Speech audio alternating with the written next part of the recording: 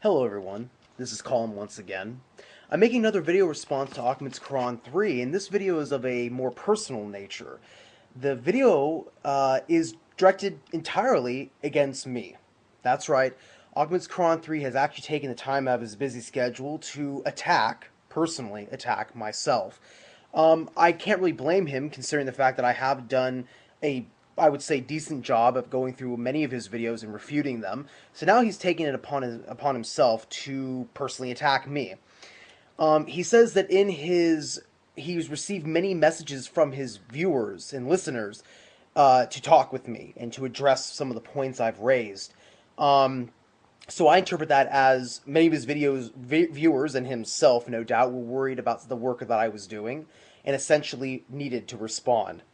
I find it kind of funny because in Ahmed's Quran 3, in your video entitled Refuting Aussie CDA and all, you said that was the last video you were going to make towards me. So I guess that really didn't last for very long, did it? You say that you deliberately made your video 174, which had a great number of references and some errors, intentional errors, which we'll get to in a second. And you made video 175, which had no references deliberately. And we'll get to the trap you say you laid for me, which I think is really interesting. Again, do I really believe that you actually laid this trap? I don't think you did. I think after I refuted both these videos of yours, you, to save your own skin, decided to come up with this cockamamie story that apparently you laid a trap for me. But you know what? That's fine. If you really did lay a trap for me, that's fine. Because you know what? I'll show you in the next several minutes how your trap, which you say was apparently my trump card, is actually my joker card. I'll show you how the joke is on you. You say that, let's see here. You in your video Muhammad and Satan, you quote me in saying that I wasn't going to respond to the whole video. You say you quoted me by saying, I'm not going to respond to the whole video, and then you say blah, blah, blah, blah. Well, here's the thing, and you know what, this is your style. You like to take verses out of context, and apparently you like taking living human beings out of context as well. Why didn't you tell the rest of your viewers what I really said? I told you that I wasn't going to respond to those hadiths, not because they're illogical, not because you think they're stupid, but because you quoted, to your credit, a lot of them. And I told you in my video, go back and watch my video that I responded to you, where I said if I were to make a video about all these hadiths, I would have to make several videos to go into great detail, and I didn't want to do that. So I left it as this. Many Muslims believe in these hadiths. So they have a right to believe in these hadiths. You, on the other hand, to your credit, you have a right to think that they're stupid. And you have every right to be rude and to insult the beliefs of other people. If that is what you want to do, that is your free will, that is your choice. But the Muslims can believe in these hadiths, and they do not need to respond to you and defend these hadiths just because you have your mind made up and you say they're stupid. That is why I didn't waste my time with these hadiths. Not because I am trying to deceive people or because I'm being choosy. I told you in my own video why I didn't want to do it. You say, let's see here, just because certain stories that are in the Quran are not in the Bible means the Quran is wrong. Well, that's your opinion, but that really does not prove anything. I guess you should tell the Jews that, right? Because in their Talmud, they have many stories that they believe actually happened that didn't make it into the canonized Hebrew Bible. So I guess everything in the Talmud's wrong, right? But no, you would never say that to a Jew, would you? No, you wouldn't. You'd only say that to a Muslim, that because certain stories are in the Quran that aren't in the Bible, they must be wrong, right? Who has the double standard? So then you say, let's see here. You say the Satanic Verses have been proven. No, I'm sorry. They've not been proven. I will again put references that disprove the idea of the Satanic Verses and that they are false and they are based on weak traditions. You and people like you like to think the Satanic Verses actually happened. You like to believe that this actually happened, even though we have strong sources to support the idea that this never occurred.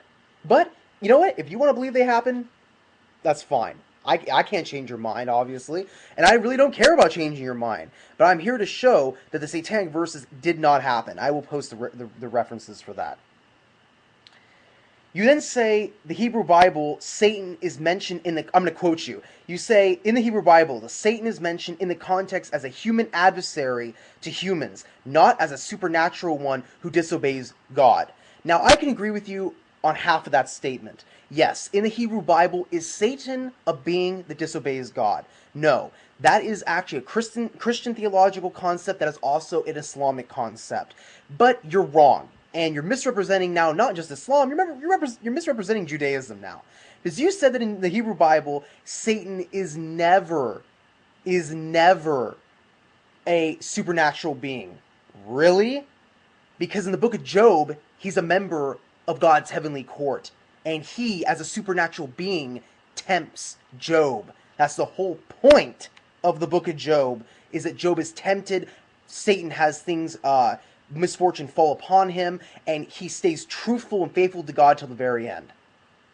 And I'm going to post another link in the description area of an article written by a rabbi that says that Satan is an angel whose job is to tempt people, to test us while we're on this planet. And I've heard you say that, no, Satan's not a supernatural being.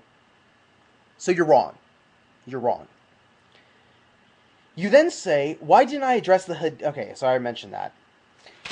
You then say, I am wrong. Then you say, why do I find it offensive that you bash Islam, yet I don't find it offensive when the Quran, you say, quote, degenerates and other belief systems, all the other belief systems of on the entire planet? Well, here's the thing. There's nowhere in the Quran that makes fun of or bashes wholeheartedly the belief systems of every belief system on the entire planet.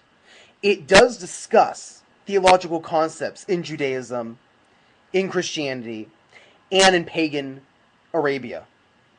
But the Quran asserts its opinions on these belief systems. It says, do not believe in the Trinity. Do not believe that Jesus is the Son of God. It doesn't make fun of Christians for this. It's not mean to Christians for this. It's not rude to Christians for this. It's saying, hey, this is the truth. What you believe in is incorrect. You can either take our word for it or not. What you do is you insult a religion of 1.7 billion people. And at the end of your video, you say that it is the most vile religion, the most evil religion on the planet. That is the difference between you and the Quran, which is why I find your videos completely offensive. If you were to present a video with your opinion, saying, I don't believe Islam is right on this, I would have no qualms with you. It would be more of an academic and more of a scholarly argument instead of just an ad hominem attack, which you do not only against Islam, but against me personally now, apparently. You say that the Quran is abusing stories in the Bible. Again, that's your opinion. And you say, how can Allah be the same God as the Jews and the Christians when he gives 3 different versions of the same story in the Quran to Muhammad? Again, you don't understand the way the Quran was revealed. God revealed a portion of certain stories and then gave more details later. They're not contradictory stories. They're just more details in the progressive revelation, which is the Quran. But of course, you don't mention that in your video. Now, if you did say the Torah, you make a stink that apparently I'm a liar because I said you said the Hebrew Bible, not the Torah. You know what? If you said the Torah and not the Bible, I completely apologize. I apologize. If I misquoted you, I apologize. But you're still wrong, though. You want to know why? Because in this video that I'm refuting, you say that the Torah is not part of the Bible. Really? It's not part of the Jewish Tanakh? The Torah is not part of the Jewish Tanakh? You're wrong. It is part of the Jewish Tanakh. You say that I had victories in my videos where there were none. Again, ad hominem attacks. You say your mother tongue is Arabic and not mine. Congratulations, you're right. I never said I could read Arabic. What do you know? You say that the Jews and Christians were forced to use the word Allah instead of God in the 9th century. Show your proof, please, for that, by the way. And I doubt they were using the English word God. They're probably saying Elohim, but of course you don't mention that either. And then you say in 1960 that this was your trap. You purposely laid this for me. Because in verse 60 it says that Moses and the attendant forgot about the fish.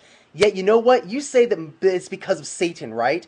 Nowhere does it say that Moses was deceived by Satan. The attendant says he was deceived by Satan. This is again you interpolating into the text again, and you admitted you interpolated Moses' name into the text to trap me. So you just admitted that you lied in your own video. Thank you for that. I appreciate that. And then you call me Pathological Liar and all these other ad hominems. I think it's great. You know what, Occupants Quran? Thank you for this video. You prove it again that all you can use ad hominem attacks and not even logic